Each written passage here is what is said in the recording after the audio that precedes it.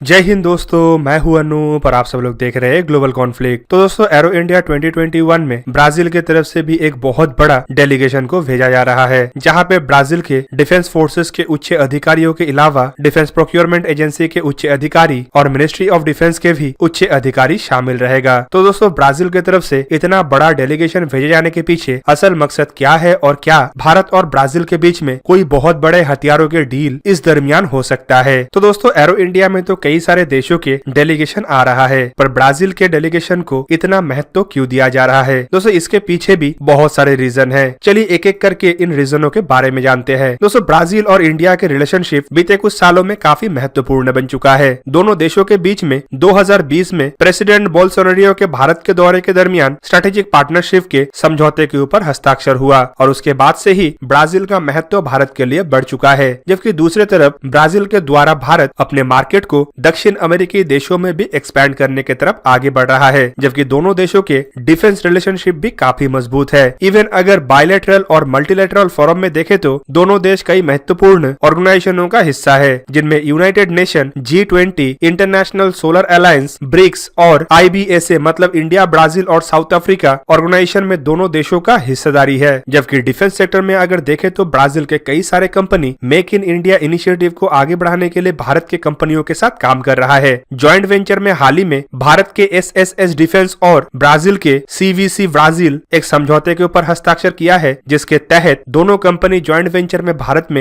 एमुनेशनों का मैन्युफैक्चर करेगा। दोस्तों आपके जानकारी के लिए बता दूं कि ब्राजील के जो CVC ब्राजील है, ये दुनिया का दूसरा सबसे बड़ा एमुनेशन मैन्युफैक्चरिंग कंपनी है और भारत के कंपनी के साथ जॉइंट वेंचर में ये भारत में 9mm 7.62x39 और 7.62x51 के साथ साथ 0.338 और 12.7mm के एमुनेशनों का निर्माण करेगा। जबकि ब्राजील के कई सारे अन्य कंपनी भारत के प्राइवेट कंपनियों के साथ जॉइंट वेंचर में भारत में ही स्मॉल आर्म्स निर्माण करने का बात भी कह रहा है, जिनमें से कई सारे डीलों के ऊपर तो हस्ताक्षर ऑलरेडी हो चुका है। इवन दोस्तों दोनों देशों के ये रिश्ता खाली एक तरफा नहीं है, बल्कि दो तरफा है। एक तरफ जहाँ पे ब्राजील भारत में अपने कंपनी के महत्व को बढ़ा रहा है, तो वहीं पे भारत ब्राजील को भी हथियार एक्सपोर्ट करने के लिए अपना तैयारी कर रहा है। भारत द्वारा ब्राजील को कई सारे हथियारों के एक्सपोर्ट का बात कहा गया है, जिनमें military communication system, C4I artillery system, protected vehicle, electronic warfare, naval combat management system, small arms, night vision device और अन्य कुछ मिलिट्री इक्विपमेंट शामिल है। इवन पिछले साल कुछ रिपोर्टों में यह भी बताया गया था कि ब्राजील भारत के ब्रह्मोस NG मिसाइलों को लेके भी काफी ज्यादा इंटरेस्टेड है। ब्राजील की तरफ से अपने लाइट वेट एयरक्राफ्ट ग्राइफिन E में ब्रह्मोस मिसाइलों को एक प्रमुख हथियार के हिसाब से इस्तेमाल करने का बात कहा गया है, जबकि ब्रह्मोस मिसाइल के जो संस्करण भारत द्वारा फिलहाल इस्तेमाल किया जा रहा है वो काफी भारी वजन का मिसाइल होने की वजह से ग्राइफिन में और नहीं लग सकता। जबकि भारत ब्रह्मोस मिसाइल का एक छोटा संस्करण ब्रह्मोस NG के ऊपर भी काम कर रहा है, जो इंडिया के तेजस जैसे लाइट वेट एयरक्राफ्टों में भी लगाया जा सकता है और इस वजह से ब्रह्मोस के इन संस्करणों को लेके ब्राजील भी काफी इंटरेस्टेड है और संभावित इसे ग्राइफिन एयरक्राफ्टों में लगाने के लिए ब्राजील फ्यूचर में तैयारी कर सकता है। जबकि दूसरी तरफ ब्रह्मोस के अलग अलग वर्जनों को भारत द्वारा एक्सपोर्ट करने का जो तैयारी किया जा रहा है, उसके तहत भी भारत इन हथियारों को दक्षिण अमेरिकन देशों में बेचने का प्रयास कर रहा है और इसका एक बहुत बड़ा प्लेटफॉर्म ब्राजील भी बन सकता है, जिस वजह से अब ब्राजील के डेलीगेशन और एरो इंडिया में ब्राजील के पार्टिसिपेशन को काफी ज्यादा महत्व दिया जा रहा है और इसे एक फ्यूचर के एक्सपोर्ट और बायलैटरल रिश्ते के मजबूती के तहत भी देखा जा रहा है। तो दोस्तों ये था आज का वीडियो। अगर आपको वीडियो अच्छा लगा तो उसे लाइक कीजिए और मेरे चैनल को सब्सक्राइब कीजिए और साथ में बना हुआ बेल आइकन को भी प्रेस कर दीजिए ताकि आप मेरा वीडियो देख पाए सबसे पहले। जय हिंद।